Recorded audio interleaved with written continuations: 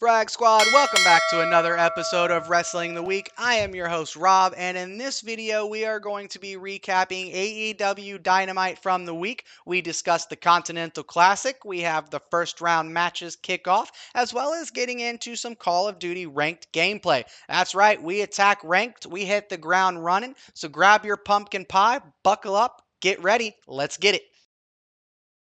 So our first match of the night is going to be Mark Briscoe versus Shelton Benjamin in the first round of the C2 tournament. Now this match was very good. Now Shelton Benjamin did get the win, which is kind of what I anticipated there. I didn't see Mark Briscoe winning this match. I think they're building Shelton up to the point where I'm convinced he may even win this thing. I wouldn't be surprised. They're building him out to be exactly how he should have been booked years ago, and that is wrestling excellence. This man is perfection in the ring. Now, the way this match went, Briscoe did look like he had a possibility of winning here. He got his licks in. He had a few good spots there. Briscoe gets a near fall at one point with doing his little outside elbow dive off the apron. You know, good old Mick Foley reference there. He gets back into the ring, does his frog style elbow drop from the top and gets a near fall on Shelton. Shelton kicks out though, gets control back after a couple perfect release German suplexes. Then you get a thrust kick right to the jaw, but Briscoe kicks out right at two. Shelton then picks him back up, does another thrust kick, then gets into his exploder power slam. 1, 2, 3, Shelton takes the win. Now, the next match we're going to get into here is going to be Ishii versus Chris Jericho for the Ring of Honor heavyweight title. Now, this match here was an absolute beatdown. They were beating the hell out of each other with chops and slaps. They ended up getting busted open by how many slaps to the face that they were doing. It was everything we expected it to be. We've seen these guys go at it before, and that's exactly what they do. They just strong style each other to death. Big Bill was on commentary, and that was just money. Big Bill on commentary, I'll take every week. If we could get him on there, I wouldn't be mad about that at all. There was a one point here, we have a Judas effect into a code breaker, but Ishii kicked out at 1. They don't call him the Pitbull for nothing, folks. He kicks out at 1. Both men, again, just busted open, just completely going at each other. You have Ishii try to come back after that Judas effect and code breaker and kick out at 1. You see him kind of power up a little bit there. But then Chris Jericho gets the upper hand, gives 2 more Judas effects, and gets the 1, 2, 3.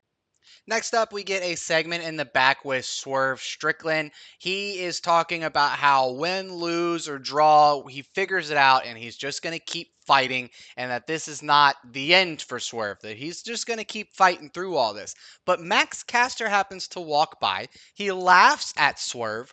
Swerve then stops him and says, "What's so funny?"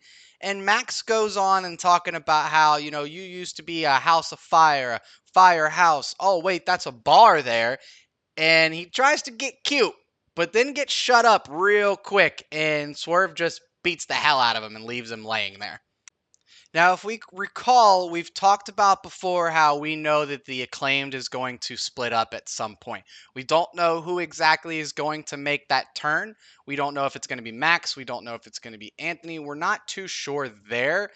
But to me, it seems like Max is going to be the one to flip here. He did throw the microphone at Anthony over the pay-per-view.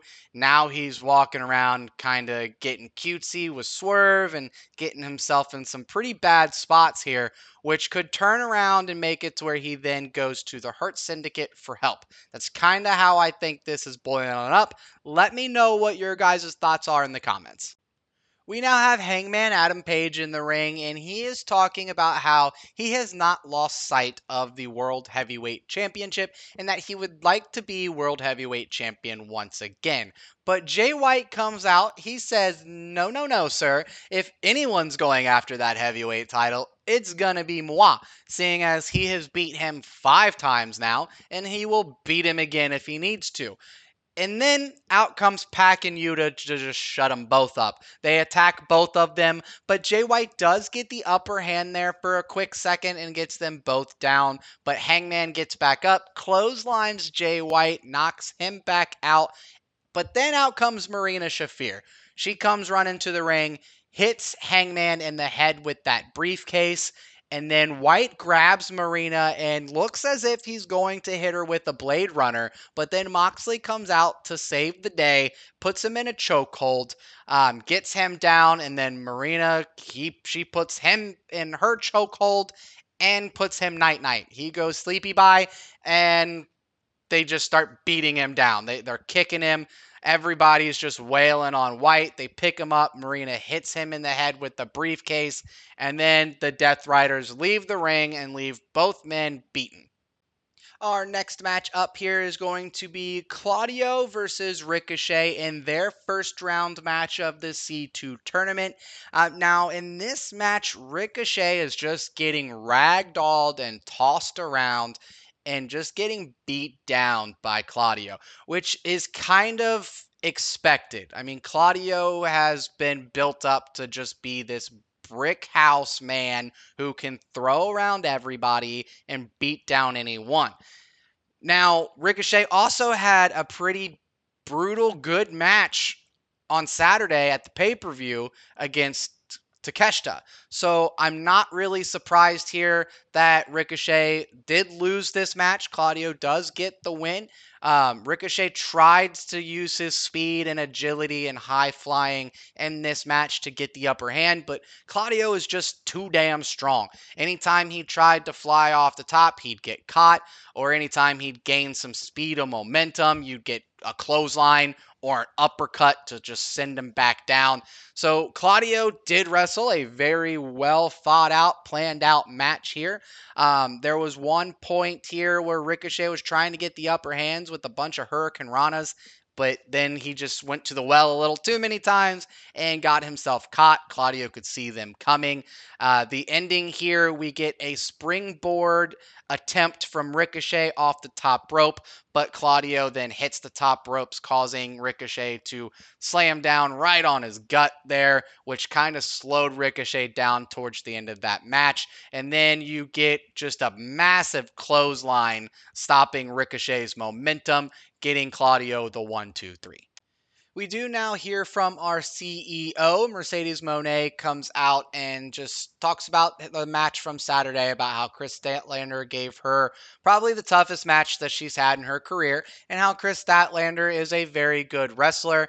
So she does credit Chris Statlander for that, and then talks about Camille and says, I've got to get the job done because somebody else can't. Camille grabs the microphone and she just says, you know what? I quit. So Camille quits. I honestly don't know if we see Camille anymore. And if we do, I don't know what's going to happen with her. I don't know what the plan is for her moving forward, or if there are any plans, period. But for some reason, I get this inkling that I don't think we see Camille anymore. We now get Adam Cole Bebe out to the ring, and he grabs a microphone and talks about how he's going to beat MJF within an inch of his life for what he did to Roderick Strong. Now, out comes Kyle O'Reilly, though, and he tells Cole, man, what you're doing isn't working. What I said was going to happen is exactly what happened, and people keep getting hurt on Adam Cole's dime. So Kyle O'Reilly says, I'm going to be the one to fight MJF. Let me do this. What you're doing isn't working. But then MJF comes up on the Tron. MJF says, I'm not fighting either one of you guys. He says that there is apparently a battle royal next week. So we learned that I wasn't aware of, I don't think, unless I missed something here. Let me know. But we get a battle royal next week, and MJF says, I'm focusing on that. That's where I'm not fighting you guys. So Adam Cole says, all right then, well, looks like I'm entering into that battle royal. We now get a very good and very aggressive match from Queen Aminata and Jamie Hayter. This match was very well done. Queen Aminata continues to impress me every single time I see her in the ring. She is going to be a star someday. Bet that. Put it down right now. Mark your calendars. She's going to be a star. But nonetheless, Jamie Hayter does get the win with the Haterade Lariat.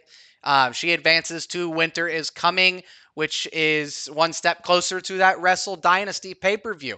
After the match, the lights go out, and there's a lone spotlight right there at the top of the ramp.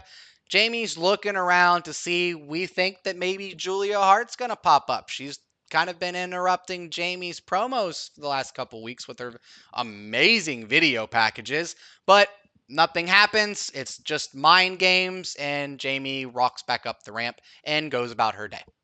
We now get an interview in the back with the great Renee Paquette interviewing Mina, talking about Saturday and how she was attacked by Mariah. Mina says that she anticipated that. She kind of knew that that was probably going to happen. That's just what Mariah does. Mariah then attacks her again and says that she wants Mina at Winter is Coming. So that is exactly what we get. We get an AEW Women's title match at Winter is Coming between Mariah May and Mina.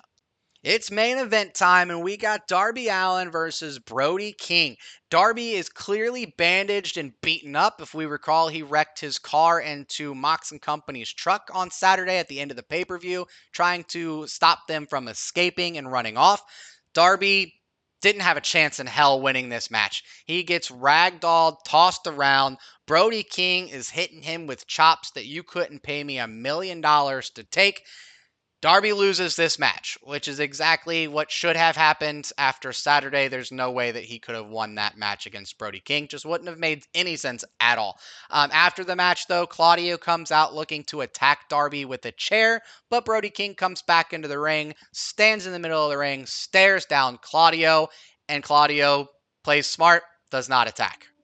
And that wraps it up for our AEW Dynamite recap of the week. I hope you all enjoyed the video, and if you did, be sure to like the video, subscribe to the channel, and hit that notification bell. I hope you all enjoyed your holiday. I am very thankful for you all, and until next time, squad dismissed.